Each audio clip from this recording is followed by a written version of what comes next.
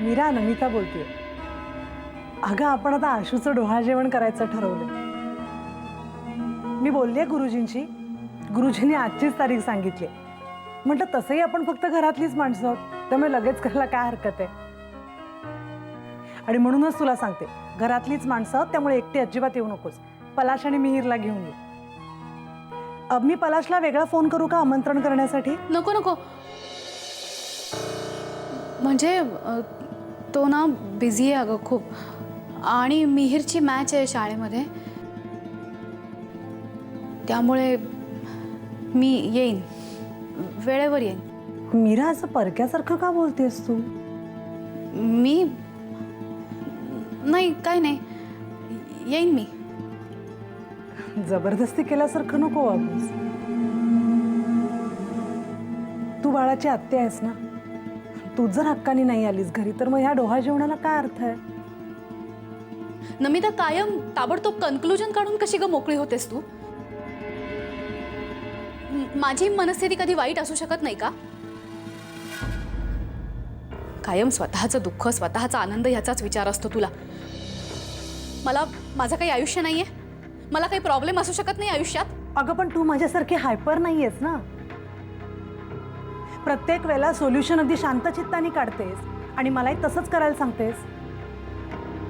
म्हणतेस ना की नमिता, प्रत्येक वेळेला you have to control yourself. मग आता तुझ्या भावनांवर कंट्रोल असेल असं मला वाटलं म्हणून बोलले.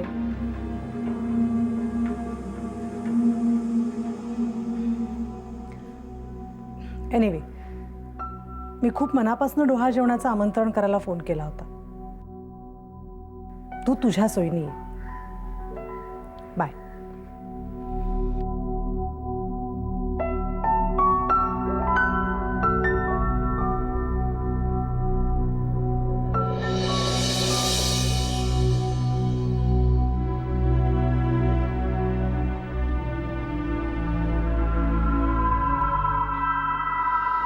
So, that is your story, right? तेव्हा गमावण्याची वेळ येते ना, तेव्हा किंमत कळते आपापल्या माणसांची, घरच्यांची. तोपर्यंत त्यांना आपण गृहीत धरत असतो.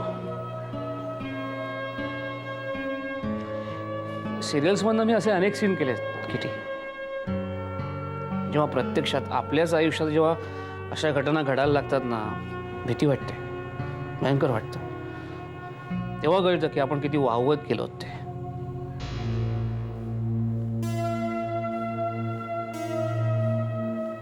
पुढचे प्लॅन्स काय असणार? म्हणजे घर सोडलंच हे कळलं, पण पुढे प्लॅन्स आहेत ना. प्लॅन्स दुसरे काय असणार आहेत? कामात स्वतःला बुडवून घ्यायचं बस. गेलेली क्रेडिबिलिटी पुन्हा मिळवायची. तू तारखा घ्यायला लागला आणि माझ्या बेजबाबदार वागण्यामुळे ज्या प्रोड्युसरचं नुकसान झालंय त्यांना माझ्याकडनं सॉरी सांग. आणि असंही सांग की पलाश स्वतः भेटून सॉरी म्हणायला उत्सुक आहे. काम काम आणि काम, दुसरा कसलाही विचार करायचा नाही. राहणार कुठेस तू? वर्सोवाला आमचा एक फ्लॅट आहे, तिथेच राहणार आहे. पुढचं पुढे बघू. ओके. आणखीन एक गोष्ट, तू आशूमुळे प्रधानांच्या जवळ आहेस. मला माहित नाही मीरा हे सगळं कधी आणि केव्हा सांगणार आहे, खरंच माहिती नाही मला. पण तुझ्याकडून काही त्यांना कळता कामा नाही. प्लीज एवढी काळजी घे. I can understand. पलाश, पण एक गोष्ट खूप चांगली करतोस.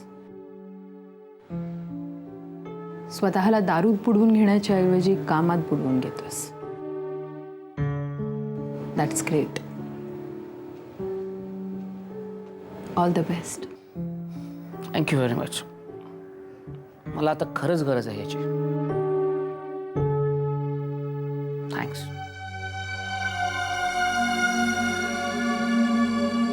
अरे नामदेवा, काय एवढं एक राहिलं बघ बाबा. काय सुका मेवा. सुका मेवा तुका तेव्हा सांगा गेला नाही हा? जेव्हा यादी बनवली तेव्हा आता यादीप्रमाणे सगळा सामान आणलेला तर चेक करून घे. माका वेळ नाही, मी चाललंय. सुका मेवा सुका मेवा. नामदेव नामदेव, एक मिनिट थांब. आता तुमचा काय राहुला? माझं काय रावलं नाही. मी तुला गाडीतनं पेढ्याचे आणि लाडूचे बॉक्स आणायला सांगितलं होतं, ते आणलेस ना की बस? हे परमेश्वरा, अहो ते गाडीतच रावले मागच्या सीटवर. ही ताराबाई पण अशी असा ना, टायमार आठवण करून देऊ नको. बघा काय याकाच काम असा. जाते तुम्ही सांगतास तर हाणू खोयात. हा अडतंय. झालं, मग सांगितलं. काय डॉक्टर बाई, बरा असा ना? तुमका पण कामाक लावले नाही की काय?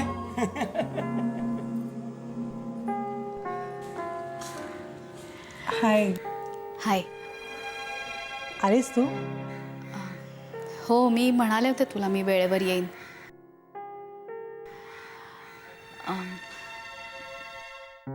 जोरदार दिसते तयारी. हो ना.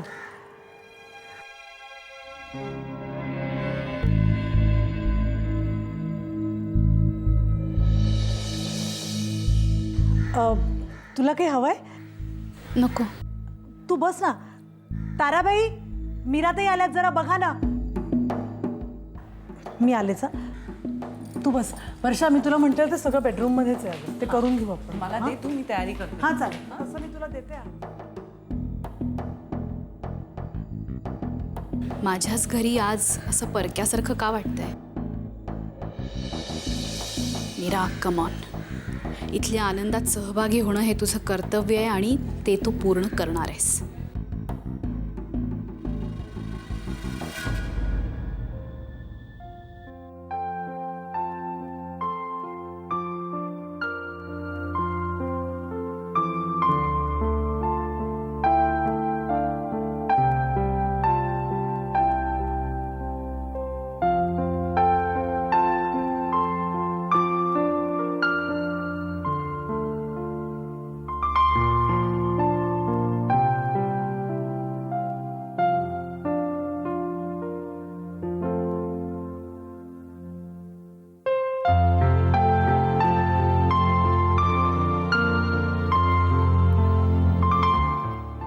तुझं काहीच कौतुक केलं नाही.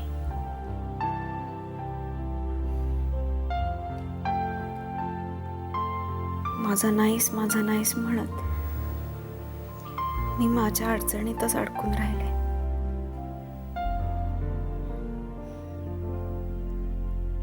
पण तू काहीही त्रास न देता, कसलाही हट्ट न करता वाढत राहिलास.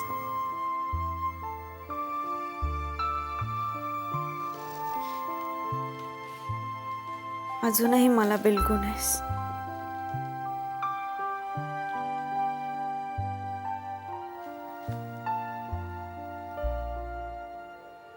तुझी ही आई तू इवलासा असतानाच दुसऱ्या आईच्या खुशीत तुला देणार आहे, माहितीये का रे तुला? म्हणून इतक्या शहाण्यासारखा वागतो का तू?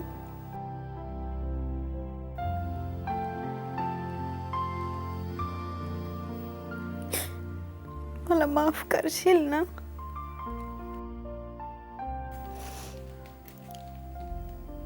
नंतर कधीतरी समीरचं आणि माझं जेव्हा बाळ येईल ना, तेव्हा तुझी खूप खूप आठवण येईल मला.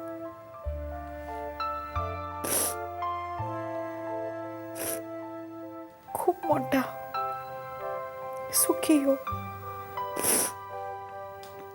तुझ्या आई बाबांना सुखी कर. मी आता ठरवले, तुझी आणि माझी ताटातूट होईपर्यंत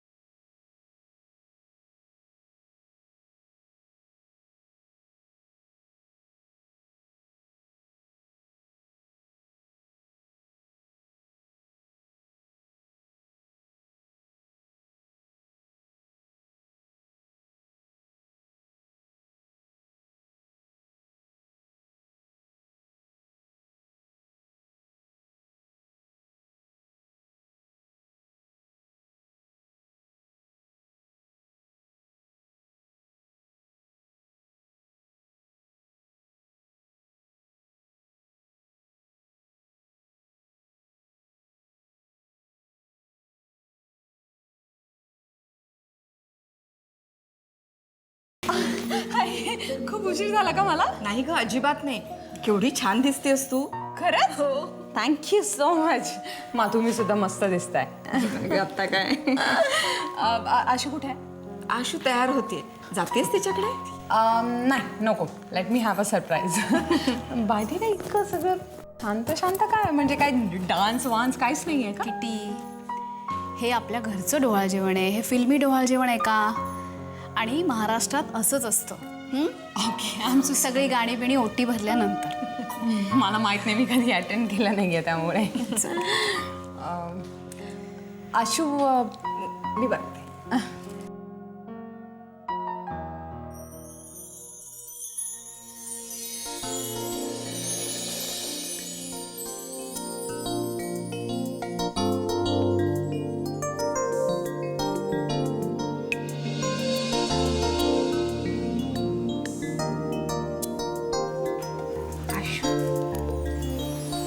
केवढी सुंदर दिसतेस. माझीच दृष्ट लागेल तुला.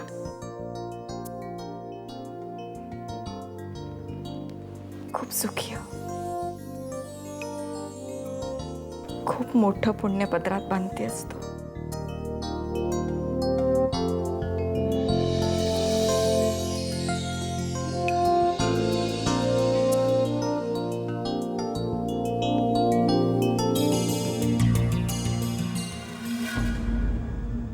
आशू बाळा, आजपर्यंत खूप रडलीस.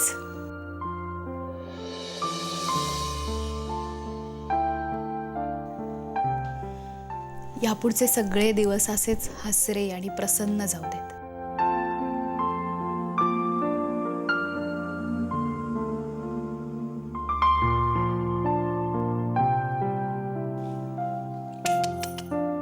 माझ्या जवळ पण येऊ नकोस.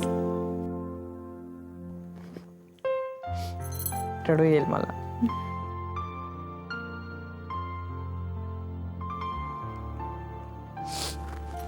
आशू गोड दिसतेस. एकदम स्वीट. म्हणजे कशी ठाऊके? बायको आयटम. गोड दिसतंय का ते? आशू बस. सावकाश सावकाश बस मा.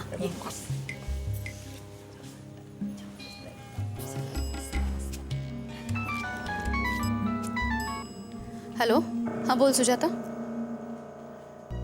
ओ हो का? बरं, कधीपासून पेन्स येत आहेत? अच्छा, आणि बी पी किती आहे? I C. ॲडमिट करून घे ताबडतोब. थिएटर रेडी करा आणि ताबडतोब आधी डॉक्टर मिलिंदना फोन करा ॲनेस्थेसियासाठी. हां, मी पोचते आहे ताबडतोब. होय, प्रोसिजरची सगळी तयारी करा.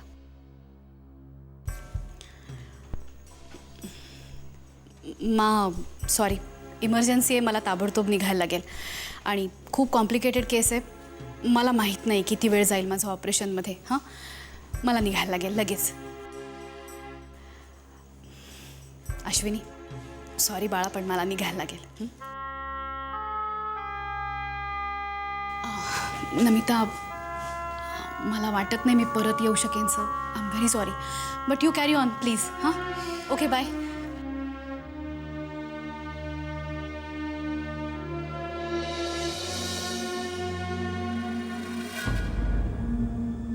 अगं, तुम्ही सगळ्याजणी का गंभीर झालात?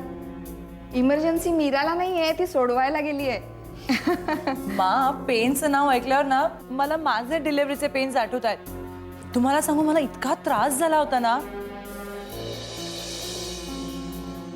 मला तर एकच मुलगा आहे, पण तुम्हाला तर 2-2. माय गॉड, तुम्हाला केवढा त्रास झाला असेल. नमिता, अगं चेहरा केवढा उतरलाय तुझा.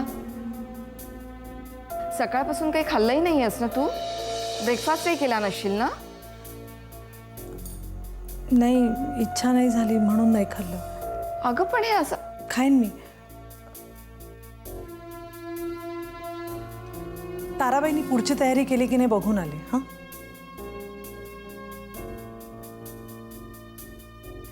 ताराबाई. मामा आता काय होतं पुढे? ताराबाई, काय ताई? तो रुपया आणि अंगठी काढून ठेवलीत का तुम्ही? अहो ते काढून ठेवले, पण त्या चांदीच्या वाट्या कुठे ठेवल्या त्या काही मिळाल्या नाही बघा. हो, असं काय करता? मग अशी खिरीचा वाडगा काढला ना, त्याच्या बाजूलाच ठेवलं होतं एका वाटीत मी. असं होय, आत्ता जाऊन बघते. हा, आणि ताराबाई,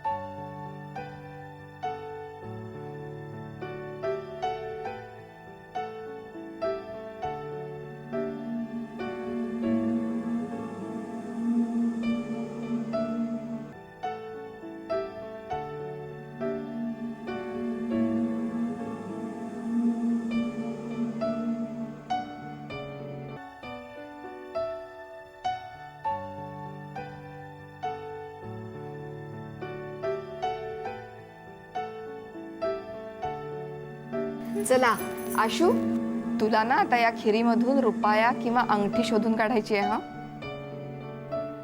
म्हणजे अगं म्हणजे अंगठी मिळाली ना तर मुलगी आणि रुपया मिळाला तर मुलगा असं म्हणतात. हा गंमत ग. हे वाव, दॅट्स ग्रेट. म्हणजे आपले पूर्वज फार रोमॅन्टिक होते नाही?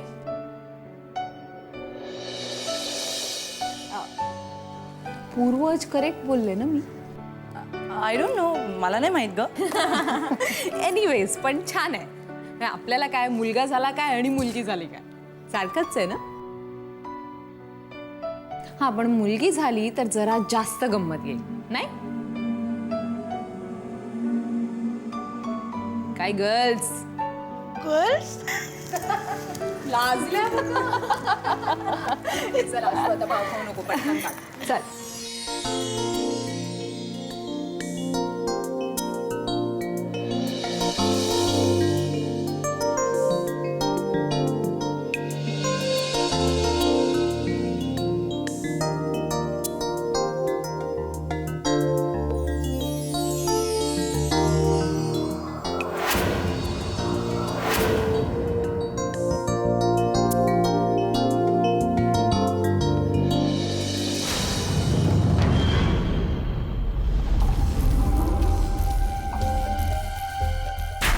नमिता नमिता नमिता शुभंकर शुभंकर